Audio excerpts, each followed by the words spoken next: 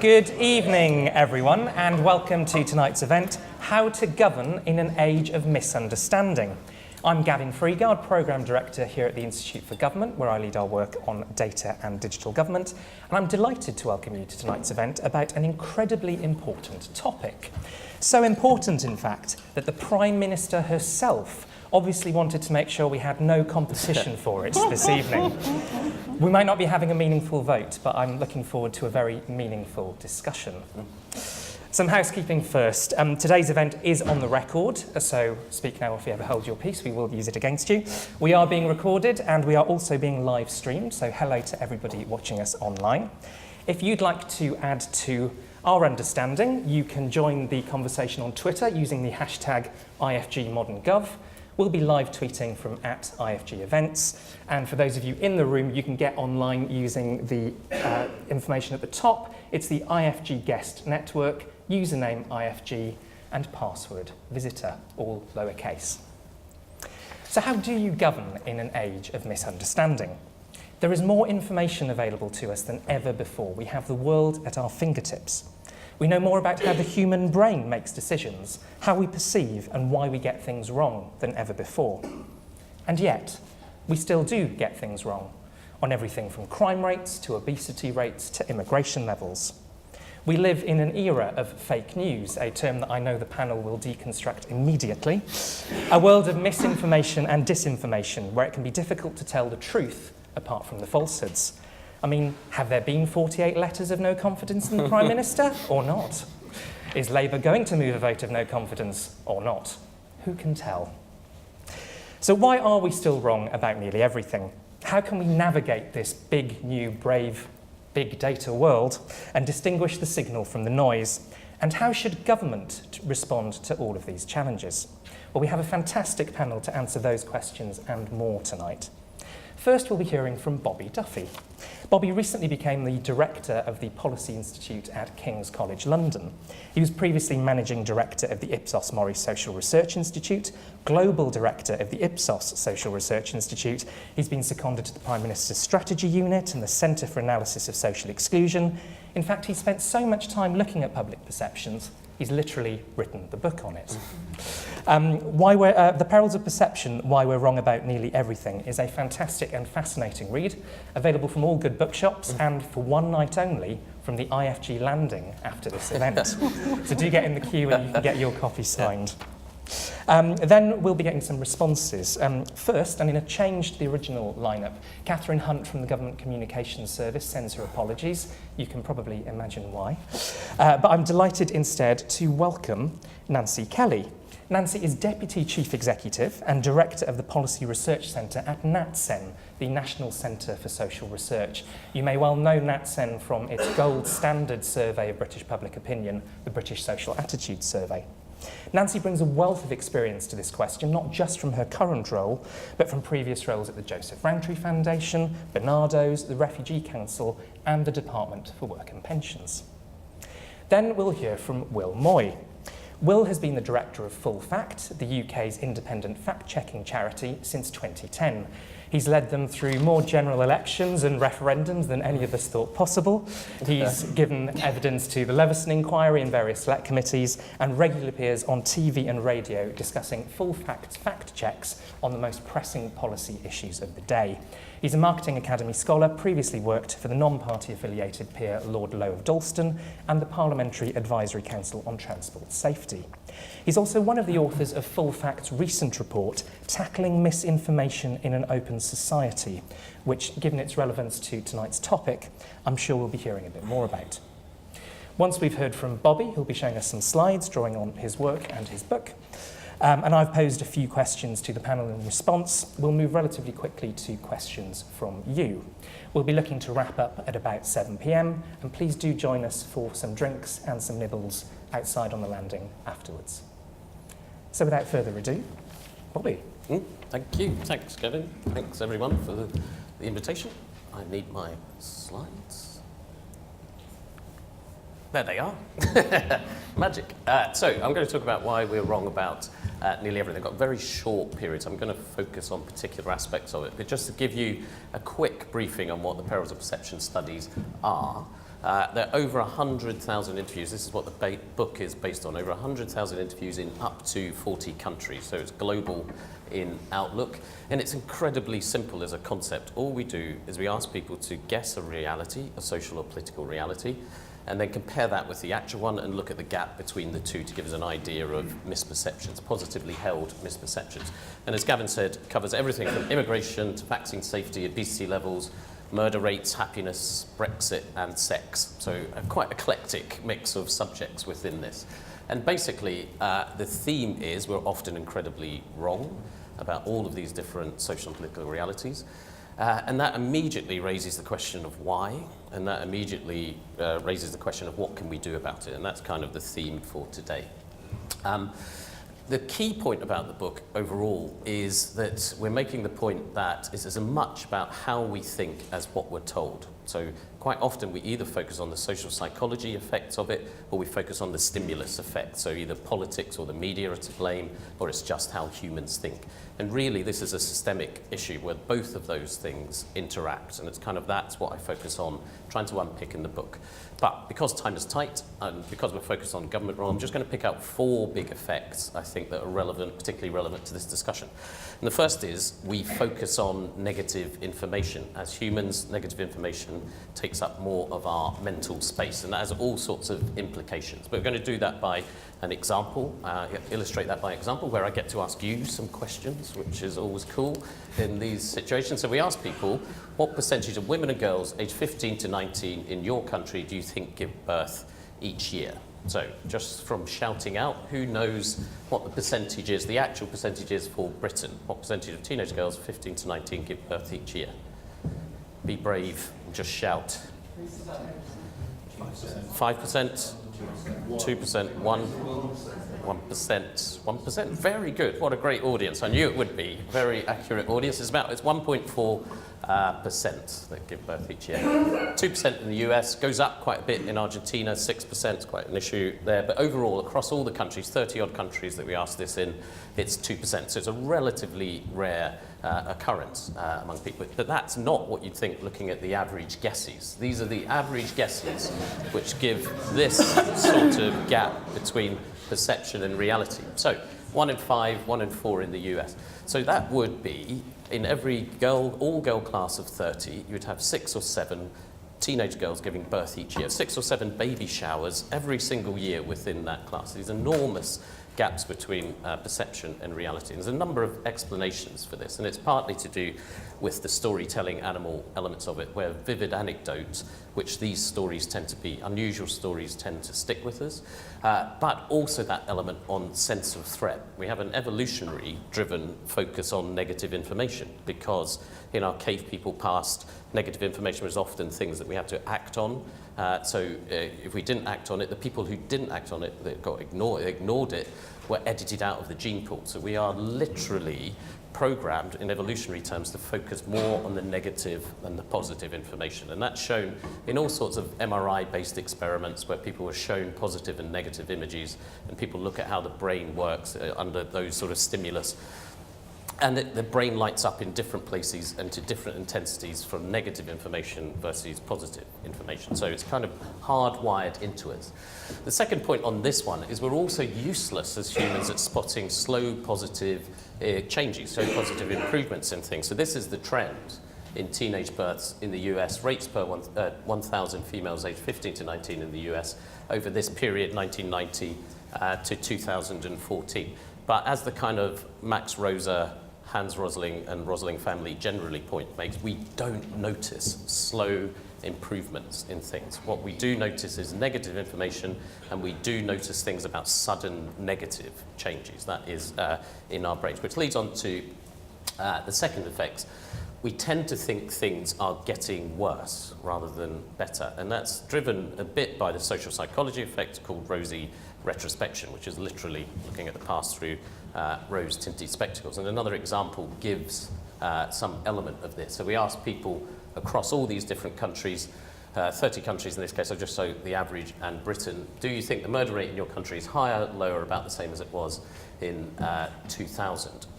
Anybody know what's happened to the murder rate in Britain? This was between 2000 and 2016 when we asked the question. Guess out. Much lower. Percentage, have a guess.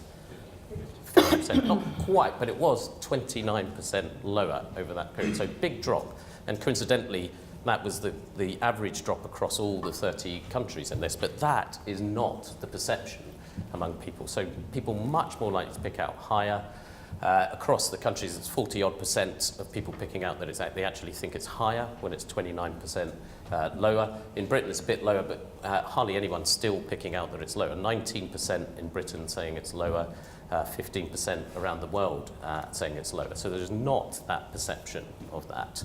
And this relates to the Rosie Retrospective effects, again, been proved in lots and lots of different social psychology experiments where people literally forget the bad things from their past. So great work by Terence Mitchell, American academic, who tracked people before, during and after their holidays. And they all went through same sort of roller coaster ride where you start with excited anticipation.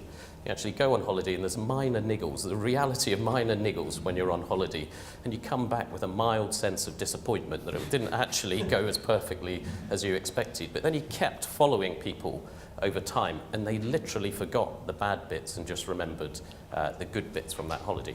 And that's a positive effect. That is a positive social effect or not for us.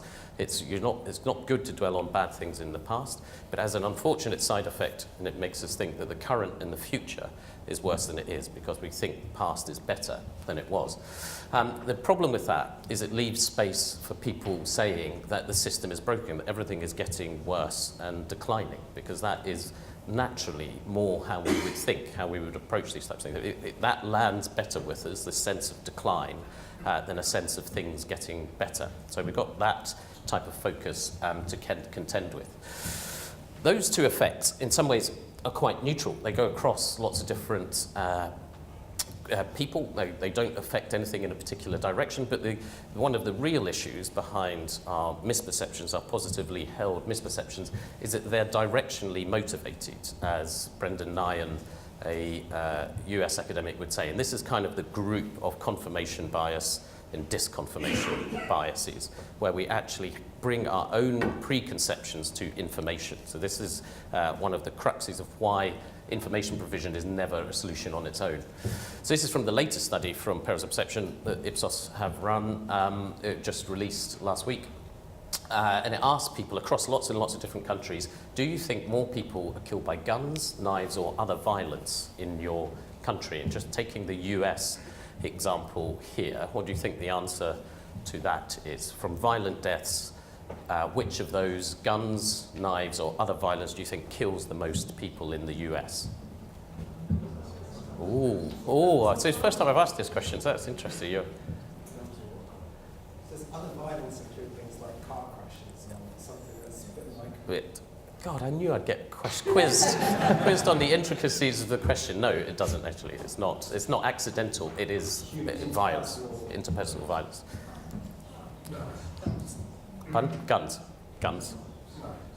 knives, guys. Yeah, it's interesting. This is really interesting. We should go into this in discussion. It is in fact guns, and it is guns by some distance. 68% of deaths, these types of groups of violent deaths in the US, which is quite unusual. There's not many countries that have guns as their top thing. Colombia is the only country with a higher level of gun deaths than the US as a percentage of these sorts of things. But, and then when you look at the US figure overall, only 59% of Americans pick out guns. So they're kind of split too, not dissimilar to this. But when you look at that overall picture, you miss the real driver of it, which is this. 83% strong Democrats think it's guns, correctly think it's guns. 27% of strong Republicans think it's guns. The same social reality, the same supposedly information available to people there, entirely different view of the cause of death in America depending on where you start, what your starting point is, what information you use or ignore in effect. So directionally motivated reasoning is a big element of how people misperceive realities. Final point. There's no sign that misperceptions are any worse than the past. We look back as far as we could to, there's a good data stream from US in the 1940s all the way through that looks at similar sorts of measures of social realities, immigration levels, unemployment levels, and people were just as wrong back then as they are now, which is a shame in some ways because you'd think we'd get better over time, but it's not something that's got any worse. But I would say the online environment threatens our view of reality at a new pace and scale in many, many ways. This is not just about information as another type of warfare, although that is important, the Russian Minister of Defense saying that, but I'm sort of in line with Full Fact's excellent report on we need to be calm about the extent to which this is changing things. It's much broader than information disorder or the quite small concept of fake news. From my perspective, on this misperception thing, it's the twin effects of our own filtering of our world, the way that we can pick and choose what information that we see, and then the unseen algorithms that push information that we know that we already like. And it's driven by the system in the sense that more time on the platform means more cash for the platforms, so they know that we click away from things that disagree with us and we look longer at things that agree with us. So surveillance is the business model of the internet, we kind of know that, which means that confirmation bias, giving us what we already want, is its currency. That's kind of what it trades on. So there is a thing that is built into the system which increases this directionally motivated reasoning for us. So that is an issue from my perspective. So that's it in terms of the things. There's many, many more examples in effects in the book. There's one on sex, which has got no relevance to government things very much, but I just like it as an example because the average number of times that young people aged 18 to 29 have sex every 4 weeks is 5 times, but the average guess is 17 times among people. And the average guess of men for young women is 22 times. And the average guess of young men for young women is 33 times a month. So we've got this massive misperception of other people's sex lives that is driven by all sorts of things that we won't go into here, but we can come back to that maybe. There are some important things from a policy point of view. Massive underestimation of the extent of obesity, overweightness and obesity among groups, and that's to do with our misunderstanding of the social norms. We are in self-denial. We surround people with people that are similar to us, or we grow to be more like us, and then we generalize from that there's not a big issue in the country when there actually is a much bigger issue. So norms are an important part of our understanding. One financial one is the tragedy of people think that you only need £100,000 in your pension pot in order to get a pension of £24,000 a year in retirement. And no one knows that up to the age of 65. So the only people that know how much you need are people who are already retired, and it's too late to help them. So there's a pure information provision element of it. One of the most tragic ones is still this wrong information that there is a link between vaccines and autism in healthy children. Incredibly, 6 in 10 people around the world still think there is a link, or they're unsure whether there is a link or not. Only 40% of people positively deny that, which is a big thing. And I nearly made it through the whole presentation without mentioning Brexit, and maybe I stop there, actually. Should I stop? Not talk about Brexit at all, since I've taken up your time. We can come up to Brexit misperceptions in it. The only thing I'd say about the different types of misperceptions in it is we asked some back in June 2016. We've updated them since, and there's been no change in people's misperceptions. So this idea that we're getting better informed about the impact of Brexit, and that the debate, if we have a second referendum or any sort of political event around that, is going to be any less emotional and more fact-filled is deluding ourselves. So end on a cheery note. Thank you.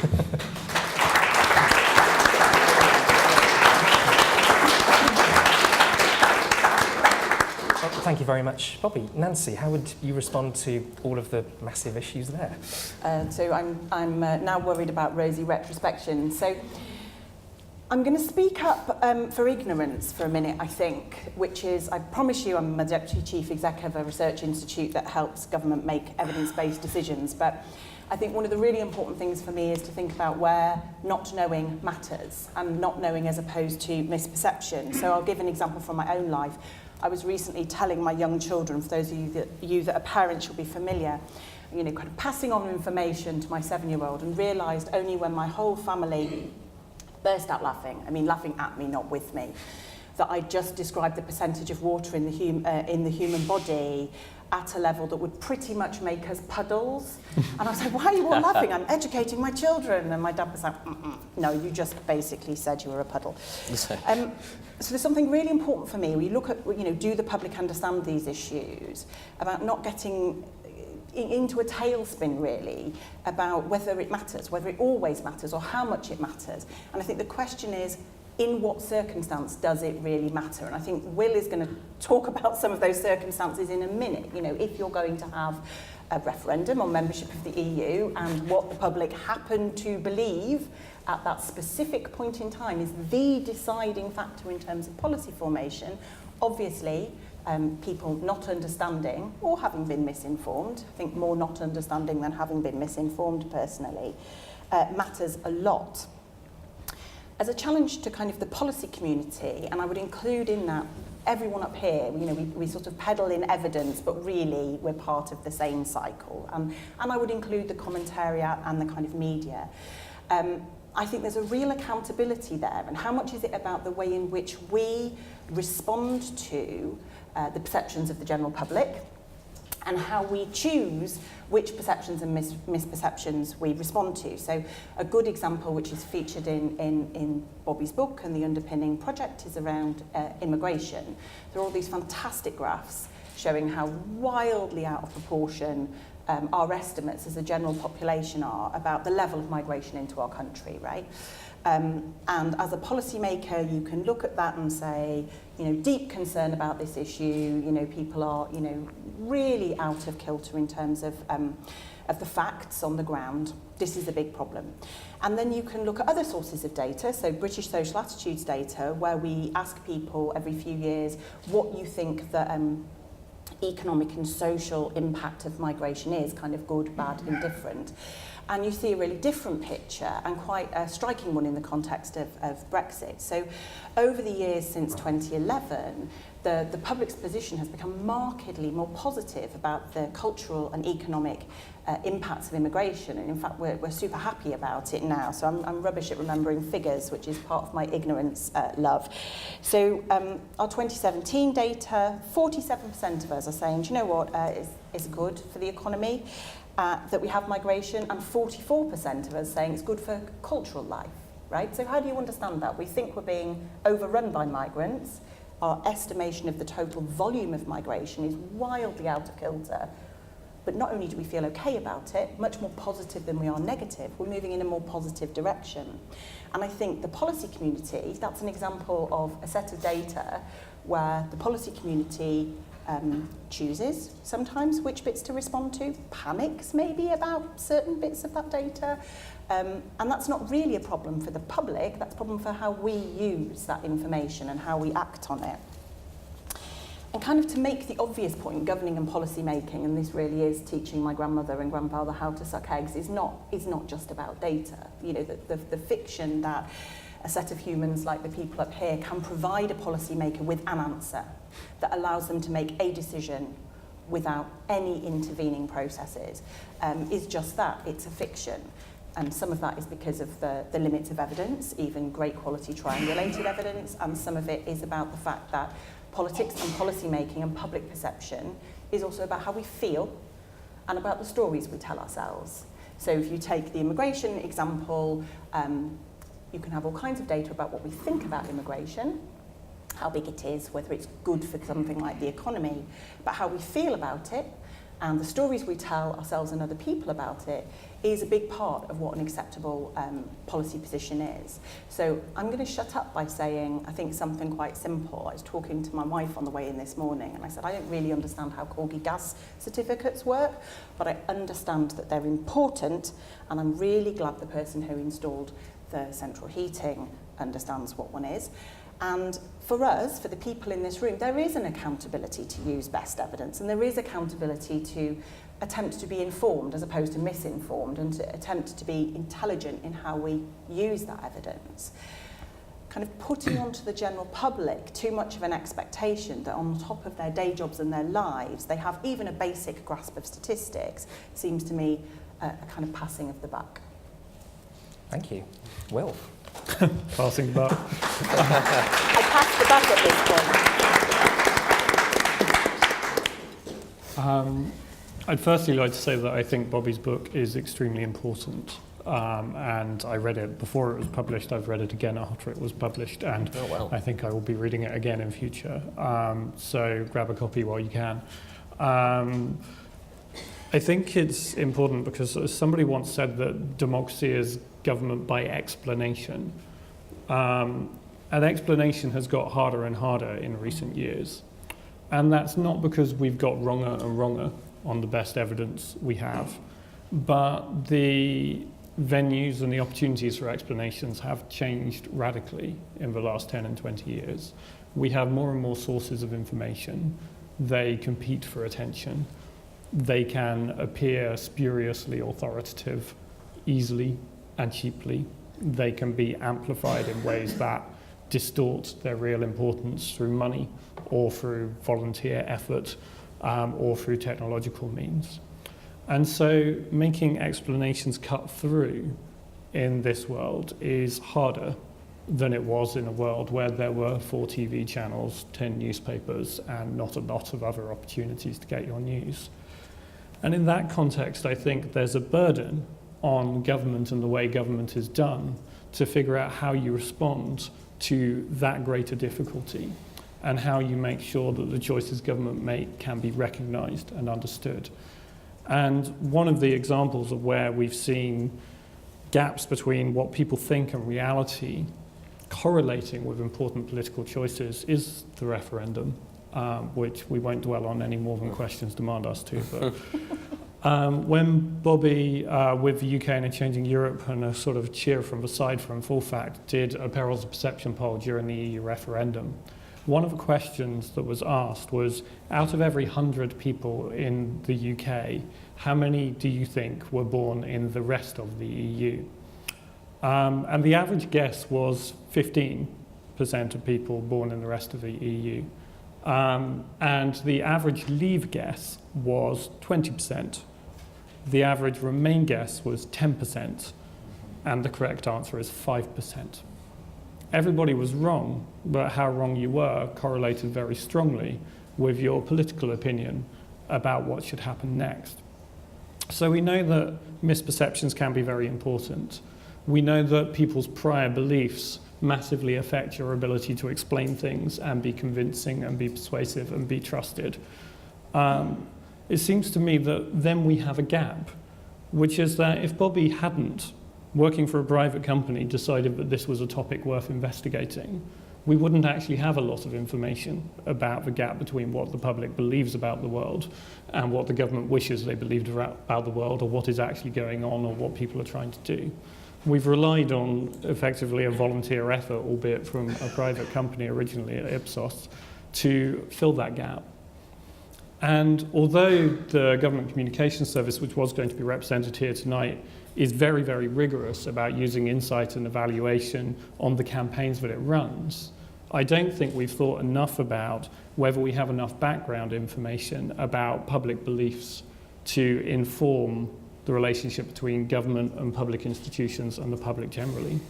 So one of my conclusions about what's missing in the light of what Bobby said is we need better information about what the public believes is true. And just as we obsessively track public opinion over time, we actually need to track public beliefs over time and start to understand how they might interact with public opinion and with public choices, so that we can see how much of this really matters and is making a difference to the business of government and how much of it doesn't.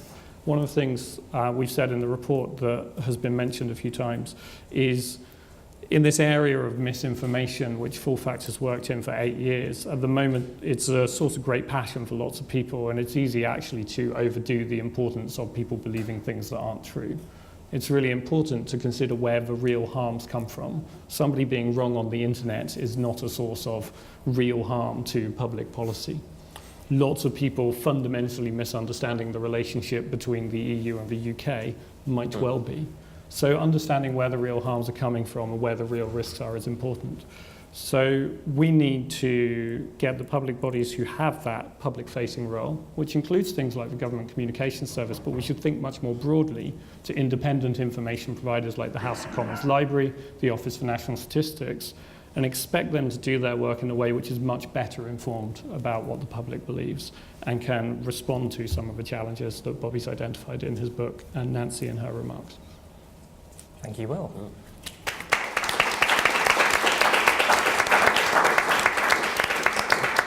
So I'm going to ask the panel just very briefly respond to a question before we throw it out to you. Bobby, probably best to start with you. I mean, sort of Will's idea for if there were better information being provided by public organisations, would people believe it? The directionally motivated point is a really important one that Will said. So the concept that covers that is called emotional numeracy. So it is the idea that our emotional responses colour our views of a specific reality, and it's kind of confirmation bias and all those types of things are thrown in there. What that means is that these misperceptions are really useful indicators of what people are really worried about, and because it's much more automatic and less filtered than if I'm asking you your opinion about things. So as an indicator, they're incredibly useful. But I've been asked by several national statistics bodies the extent to which we could track our success in information provision by asking these sorts of surveys over time.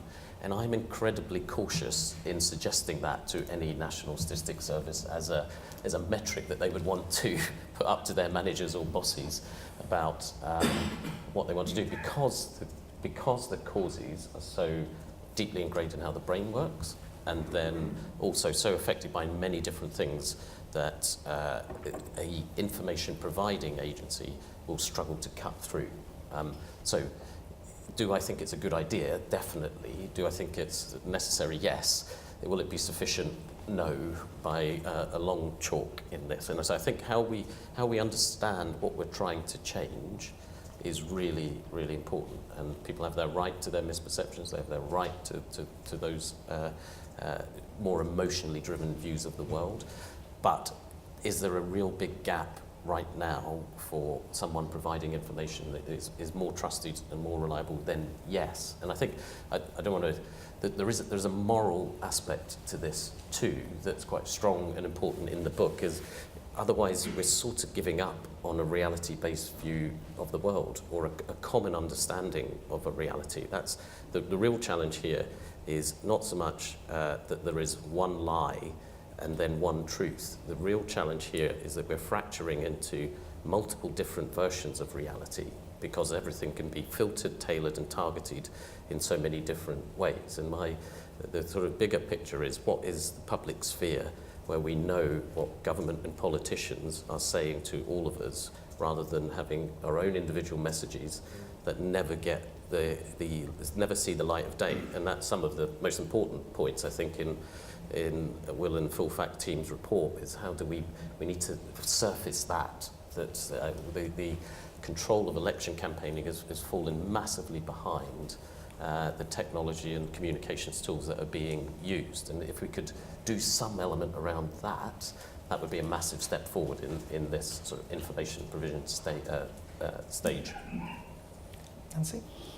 So I completely agree about things like elections. I think there is a really big challenge there for the reasons that everybody's said and alluded to. But I am just, and again, I feel like I'm doing myself out of a job here, really resistant to the idea that policy making is about what the general public think. So for instance, if policy making was only about what the general public think, the vast majority, I think it's around 80% of the British public have always supported voluntary euthanasia since 1983 when BSA began. It's the most kind of extraordinary and extraordinarily high and extraordinarily consistent public attitude.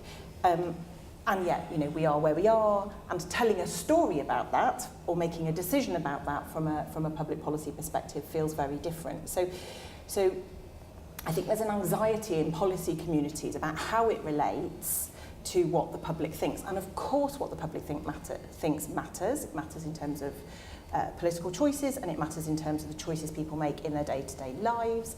But the idea that there is this kind of mechanistic relationship between policy making and what the public think, I think, is really dangerous, particularly because we tend to only think that about very particular public opinions, right? We talk about immigration or we talk about politics, but we're not all up in arms about voluntary euthanasia, to use my example. So again, I think this is all about where does it really matter, and putting the emphasis where it matters, instead of kind of getting lost in a form of anxiety about the idea that it must always kind of be a perfect alignment, and we must educate the public in some kind of perfect world. I think that's our job, right, to look at a lot of the data and understand it. And I think, yeah, I'm going to stop there. Otherwise, I could go all night on this. Thanks. Will? I think we share an opinion that the role of research at this stage is to understand what the challenge is for public service in a rapidly changing information environment, and not to define a target that it should be trying to hit. But then maybe that once we better understand the environment, we'll understand which levers need to be pulled and what goals need to be set. But at the moment, I think too much public communication is simply shooting in the dark. But to pick up the point about assisted dying, the thing about those polls is the public support collapses the moment you start giving the more difficult examples and the more difficult cases. And it's a very good example of how you can't go from, and Nancy obviously wasn't doing this, just to be clear, but how you can't go from a simple headline set of opinions about I am broadly in favour of assisted dying for people with, well-educated, very affluent, very independent lives in very clear-cut cases, to a kid who's just been injured in a rugby accident and has had life-changing injuries and wants to have assisted dying straight away, kind of thing.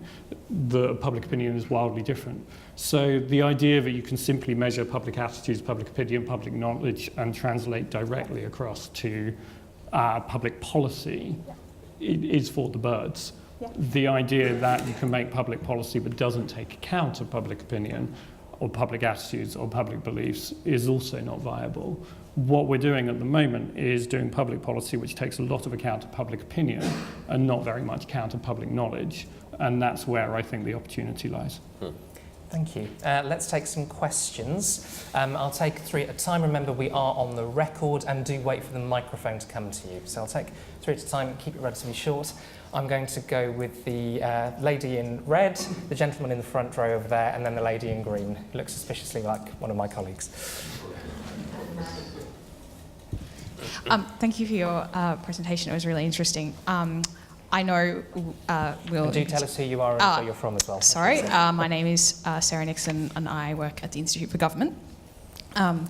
I know that you kind of hinted that it was a bit premature to be answering this question in particular, Will, but I'm interested in knowing what you know now about people's psychological flaws, whether you have any preliminary thoughts about what policymakers can do in their communication strategy and also policy development strategy to try and correct for those flaws. Thank you. The gentleman over there. James Kidner from Improbable. We do large-scale simulation and hope to help policymakers make better decisions as a consequence. Riveting discussion. We clearly all ought to buy the book. But I'm troubled seeing you sitting under this title of How to Govern in an Age of Misunderstanding, that you may yourselves be victims of this problem of Rosie Retrospection, because was there ever an age that wasn't an age of misunderstanding? And having attended various things that the Rosling Foundation have done, and indeed read Hans's splendid book, or Retrospective, it seems that the answers to questions get worse when you're experts. And so is it that we're all getting more expert and therefore we're all getting it more wrong? And is that something to celebrate or something to bemoan? Thank you. And Jill, just down here. So actually, I'm a bit redundant. I'm Jill Rutter from the Institute for Government, and I might just hand it straight on to Jo, because actually Sarah and James have asked very similar questions. We're talking about governing in an age of misunderstanding as though all the misunderstanding is among the public rather than among the policymakers and whatever. We produced a report in the summer with the Behavioural Insights team about behavioural government. And one of the things that showed was that policymakers have their own biases and misunderstanding, and actually if you present them with more evidence, they filter out the evidence that contradicts their initial position and seize on the evidence that supports their position. So I'm just wondering whether we're sort of slightly tackling this at the wrong end by saying we need to change the public rather than actually look at sort of some of the things that the policymakers are doing. And because I was agreeing so much with Sarah and James, I'm going to pass on to the man in green, who is Jo OLeary from Full Fat. Thank you, Jill. If you don't mind a fourth question just thrown in there. So I was just interested in what Bobby was saying about the Perils of Perception and how you pointed out that on obesity, we tend to underestimate obesity, which I think you explained as perhaps a social norm effect. But it also seems to be an interesting example because it goes against the kind of negativity effect of many of the others. That's something that we seem to underestimate in a positive way. And it reminded me of crime as an issue because I think traditionally people overestimate crime at a national level but underestimate it at a local level. I was just wondering what you thought of the interactions between those effects on people's perceptions and whether you think there's a relevant local national distinction maybe going on in misunderstanding as well. Fantastic, thank you. And I promise in the next round, if people not from Full Fat to the Institute of Government put their hands up, I will take your questions. Who'd like to go first? Yep, so brilliant questions. So there was a group in the middle, and then so I'll start with the responses thing. I mean, it isn't flaws in humans, it is just sort of framing-wise, this is just the way the brain works, and it's actually got lots of positive benefits of it. So it's not trying to correct humans in some sense. It's not saying they've got it wrong. But because it's such a multi-pronged cause that it's got, you need a multi-pronged response to it. So there are all sorts of actions, and all in the book, at the back of the book, that you have to deal with the education element of it and the critical literacy. All of those types of things are important. You have to do some elements of regulation that do help in terms of people misleading people. You have to try and use the behavioural science to nudge people into particular sorts of ways. So there's a whole kind of group of things that you'll have to do because the causes are so multifarious themselves. We won't go through them all in detail, all the different elements of it. The kind of age of misunderstanding always being here and policymaker bias in the expert point is really, really important, the extent to which we are all driven by the same sorts of things because they are human, it is how our brains work as well, and we're seeing the same sort of stimulus as everyone else. We do the exact same kind of filter bubbling as other people do. And the first point on worse among experts, that's more variable than other studies show. They use that very well, the Roslings use that very well in their presentations, but I've done the same thing on this book and it's much more varied in terms of when you go around audiences. You were much more accurate on teenage pregnancies than the general public, for example. It's not always the case that is the case. Similarly with your point, Jill, on that absolutely mirrors a whole series of experiments that an academic called Kahan did in the US, where the point is the more sophisticated you are in terms of your understanding of data, the more tools you have to draw on to twist the data into whatever the story is that you want it to make. So expertise is no guarantee of accuracy in this. I wouldn't say, again, the Kahan papers have been replicated and tested a bit, and there's other people not finding quite the same effects as he found originally. So there's some doubt over whether that actually does work in all circumstances, but both the presumption that experts are always worse on this is not correct, but there's definitely not the case that expertise is the sole way through this. And then the final point on the obesity point, yes, the norm bit of it is really interesting. And I think the distinctions I make, and this is partly Teresa Marteau from from Cambridge's point, is that the difference, I think, is as an element of shame in the obesity aspect of it. And that's shown really well in another question that we asked on sugar consumption, where we asked people what percentage of people in the country overconsume sugar. And they went actually fairly accurately with what the National Diet Nutrition Survey would show you. They were pretty accurate about other people. You ask them, how much do you overconsume sugar? And it's much, much, much lower. So it's one of the few things that when you ask them, they other it. They say it's someone else's problem. The only things that they do that with are illegal behaviours and tax avoidance and things like that. They don't do it with physical activity, which I found really interesting, is it actually everyone guesses about the same. Other people do about the same little amount of physical activity as me. But sugar consumption has a difference, and I think the difference is less about local, national, Joe, than to do with a personal, how you view yourself as a person, where we're in a culture where that type of overeating, those types of things are viewed as weakness, in a way that not doing physical activity is not seen as weakness. So I think there's an othering point there that explains why we are not as negative as we should be about obesity. So. Thanks. Nancy? I'm going to avoid kind of repeating some of what Bobby said. I guess 2 points really. Of course, it's not just the public that are wrong. And kind of to come back to what I said, some of us are paid to be more right about this thing, unlike the general public. And so I think there is a sort our own house out, put our own house in order issue here as people involved in the policy community. And it's not just policy decision makers or civil servants. You know, at NatSen, I have been involved in conversations with really talented researchers who were clearly filtering the data they were seeing, right? So I think there is a kind of real, for me, a real call to action for our professions to kind of do our jobs better in recognition of the fact that we are human beings like others. The point about government communications, I think, is really interesting, and because I'm impersonating or rather replacing someone who actually knows what they're talking about on this topic, I'm going to kind of hold forth. I think there are 2 things for me. There is government communication for the purpose of transparency. It is clearly right in a functioning democracy that the government should provide information to the general public that should be accurate from a sort of transparency perspective, for sure.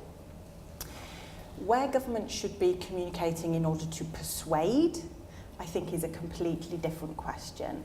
And I think that there are lots of kind of practical ramifications of that question. So I was telling an anecdote, which I won't repeat because we're on the record, that involved me saying to a Secretary of State, no, for goodness sake, don't talk to them about this issue. They're very positive about it already. And in fact, there's every chance that if you talk to them about it, to persuade them of how this is a good thing, they'll start disliking it. So, you know, don't communicate at them in a persuasive manner.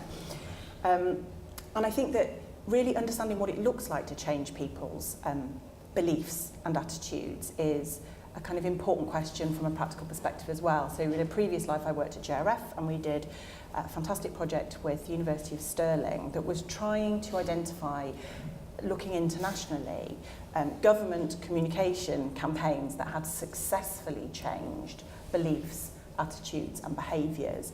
And the conclusion at that time, I'm sure the evidence has moved on since then, was that the examples of success were very few and far between and were to do with extremely sustained, 10-year-long campaigns, often involving humour. There were great examples around kind of condom campaigns in Netherlands, some countries' versions of smoking campaigns.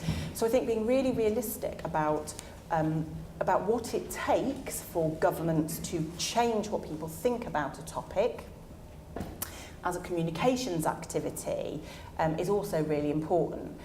And I think those 2 things are just very different. I'll just quickly agree with nobody should be setting themselves up as cleverer than thou on this point. On the question of the misidentified age of misunderstanding, I think it is fair to say, as I said in my remarks, that nothing has changed, if I can coin a phrase, and that people have been wrong for as long as we have data. The thing that I think has changed, and has changed importantly, is the communications environment. It used to be the case that there were so few sources of information and a more deferential environment added to that, that the risks in the communication environment were different and the challenges were different. We don't really know what the modern communication environment looks like yet, or what the response to that needs to look like. But for those of us who've come up in the age of digital communications, online communications, it is very distinctively the case that trust is built differently than it seemed to be built in the past. It is based much less on authority and much more on testing things, trying them for yourselves, and two-way conversations. Government and the wider cast of officialdom is not very comfortable in that space at the moment. If you take something like an Office for National Statistics, it is very much geared to a world in which it dispenses expertise from the centre, and people are either grateful or not grateful, but it's got really no business going beyond dispensing of expertise. If we believe that official statistics can tell us important things about the world and help us make better decisions, and I believe that intently, then we need to worry about how those official statistics are going to be useful for people in an age where they won't automatically reach people because the old channels don't have the same reach. When they do reach people, they will reach people in a much more crowded environment, and they won't automatically attract the same trust that they have in the past.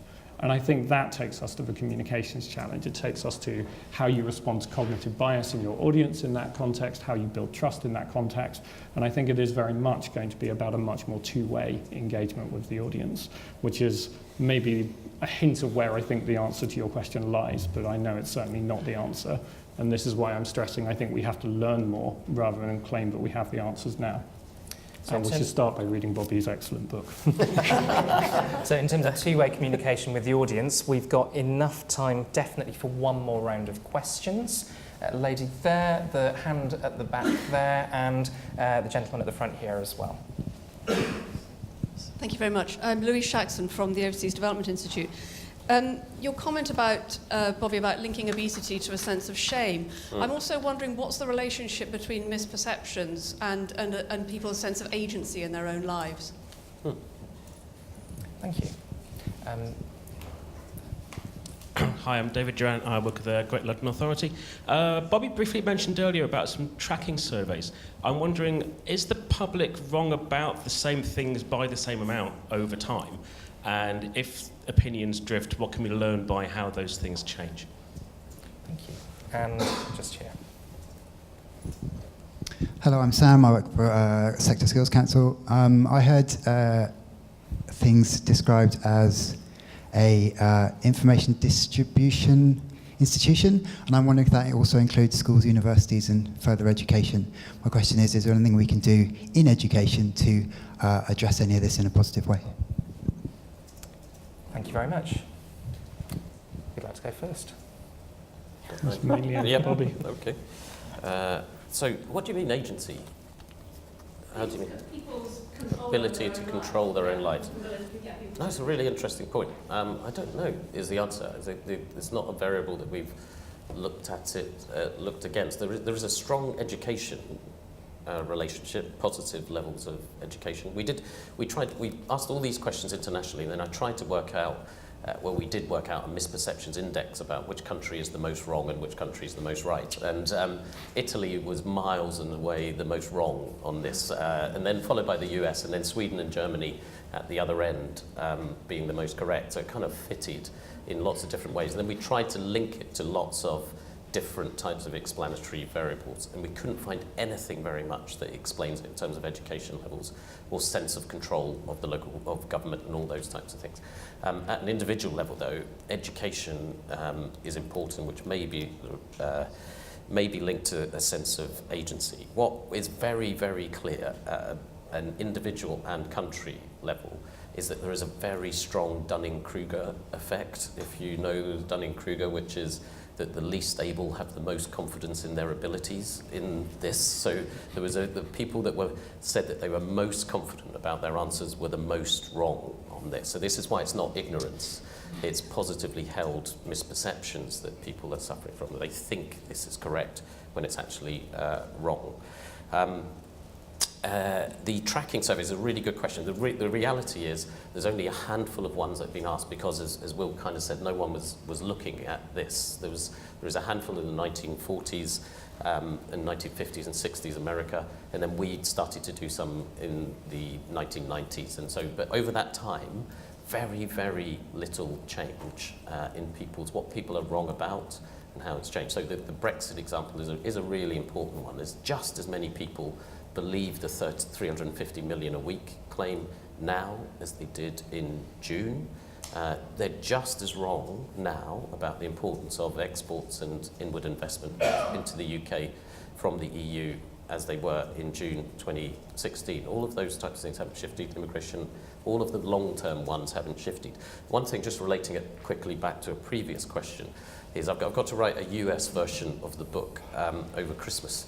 And they're asking a very similar point. If the information environment is so much more toxic, but the misperceptions are no worse, how do you square those two things? And there's a nice challenge to me, because I'm trying to work it through. And it is an element of, my worry is that it becomes more,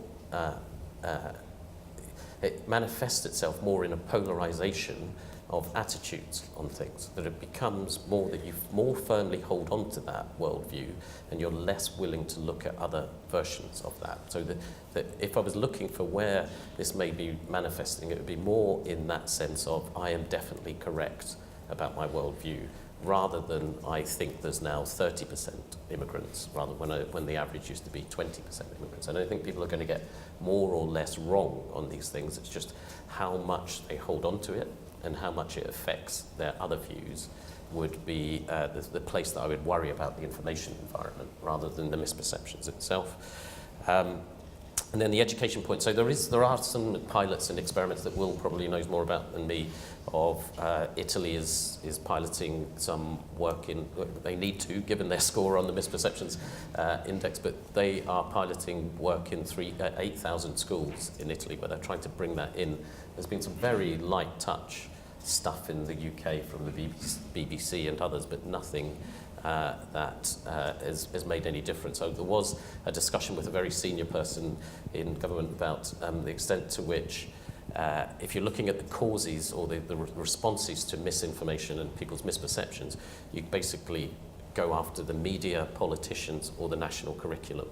And the national curriculum in this country is so hard to change that the person that we were talking to decided to go after politicians and the media in terms of it. So that shows you how hard it is to shift that kind of educational context. Even if it does take 20 years, 30 years to work through, the realities of building it into a national curriculum is really, really tough, but I think is a really important part of this jigsaw, because we are way behind the reality of how kids are seeing information. I've kind of added a couple of things. So on the specifically on the point about obesity and agency, as opposed to other things in agency, I think it is much more about norms. So NatSen, we collect health survey for England and Scotland, as well as National Diet and Nutrition Survey data.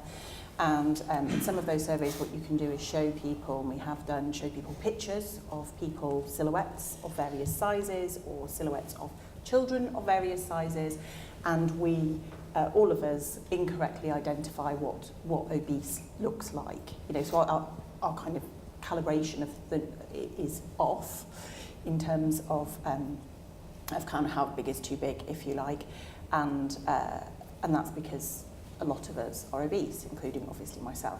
So I'm quite good at pointing at the right picture, which I'm always quite proud of.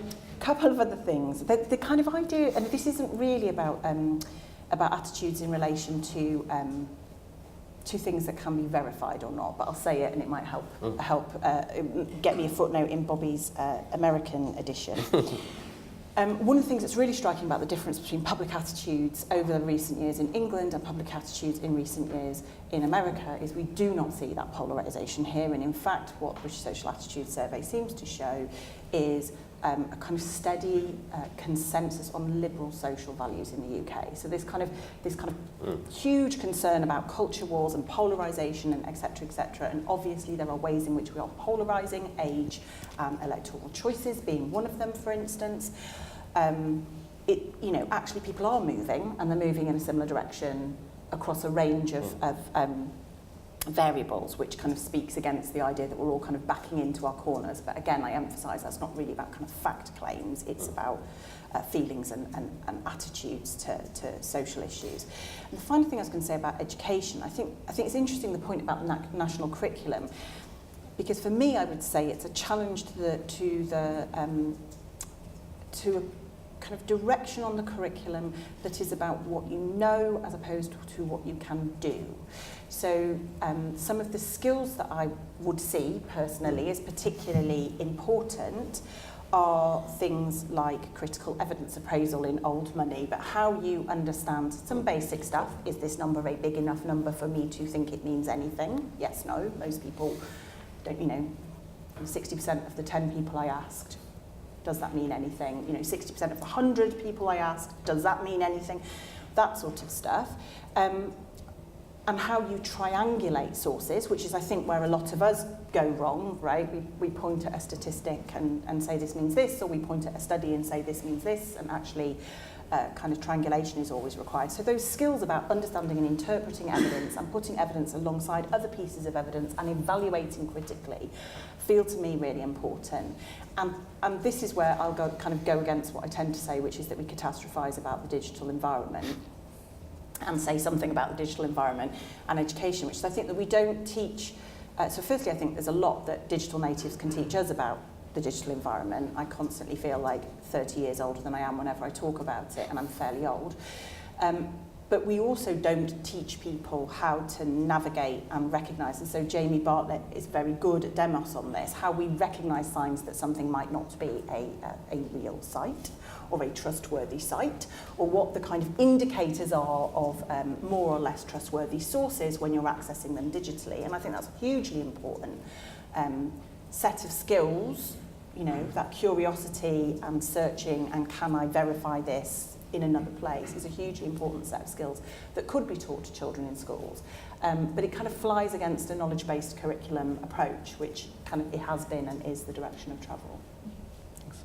Well, if you're feeling uncertain about how to work out whether things online are accurate or not, I urge you to go to fullfact.org/toolkit, where among other things you'll find the 10 tips we ran with Facebook on the Facebook platform and in newspaper ads to help people get to grips with those questions. Yeah. And actually it's just as important for adults and older people who are more likely to vote as it is for school kids who are more likely to be relying on online information. I agree absolutely about not catastrophizing the digital revolution. We're talking about a world of vastly improved access to information and massive opportunities. It's about understanding it, and understanding how we respond to it is the important thing. And just to pick up on Bobby's paradox, I think one thing that is well worth remembering about all this is that while the world has changed dramatically, it has only really begun to change. Still, by far, the dominant source of news for people in this country is television. So although people who are in the youngest age range live in a completely different information environment to the one that most of us grew up in, let alone that the oldest generation live in, actually for that change to work through to the whole population will take some time to come. We don't know how long. It could tip over quite suddenly. It could take quite a long time to work through. But while that time is working through, there is a window of opportunity for policymakers to understand their role in this space. And we will only get that right if we get the right information to start with. Thank you. I'm afraid I'm going to have to bring things to a close there, but before we go outside on the landing for drinks, nibbles and books, a quick parish notice. If you're free this Thursday morning, we're hoping to bring some greater understanding to a particular part of government, which is the government procurement landscape. You can join us for breakfast event 8:45 to 9:45, where we'll be presenting a new report trying to make sense of that landscape, and we'll be having responses from Gavin Hayman from Open Contracting, Ian McGill from Spend Network, and also Gareth Rhys-Williams, who's in charge of the commercial profession in government, chaired by my colleague Emma Norris. So all that's left for me to say is thank you very much to you for coming tonight and such wonderful questions, and a big thank you to our fantastic panel. Thank you very much indeed.